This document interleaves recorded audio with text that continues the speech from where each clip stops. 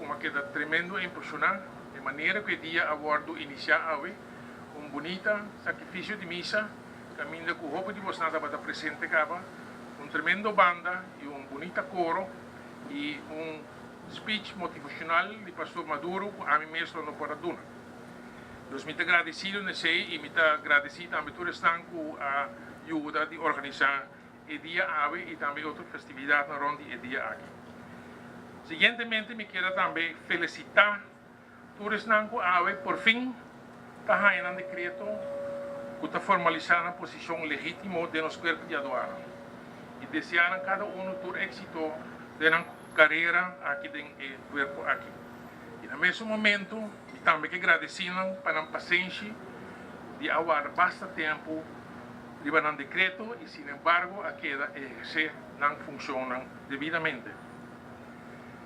Damas e caballeros, hoje, Dia Internacional de Aduana e Organização Mundial de Aduaneiros, WCO, World Customs Organization, tradicionalmente sempre está estipulado lema e para o dia de hoje aqui o lema está Coordinated Border Management, é decir, manejo coordenado para a fronteira.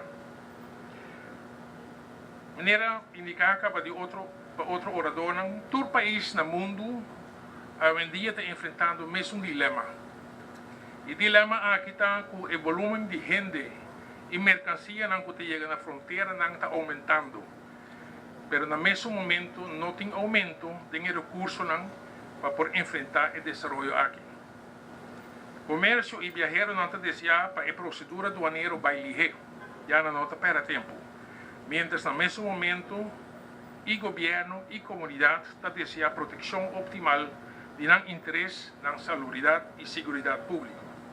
É decir, de maneira indicar balança, mas se buscar todo dia de trabalho entre facilitar e proteger para permitir viajeros e mercancia dentro do país sem obstáculo innecessário, mas no mesmo momento protegendo a comunidade contra crime organizado, contrabandista, malfeccionista, comercial, terrorista e produtor de produtos daninhos para a saúde pública. Não cabe dúvida, o corpo aduaneiro de Aruba também tem a dupla tarefa aqui. Controlar e cobrar invoerrechten e acções para a carga de governo e no mesmo momento também executar a tarefa na ribaterreno de veículo.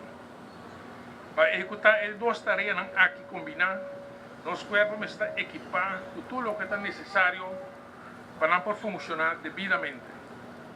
Lei moderno, expertício, equipo, mobilidade e liderazgo. Pero o que tu vai?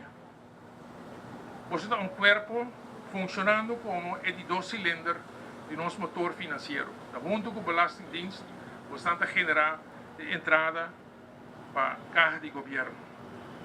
E mientras que o turismo está aumentando, finanças públicas está quedando de autoridade.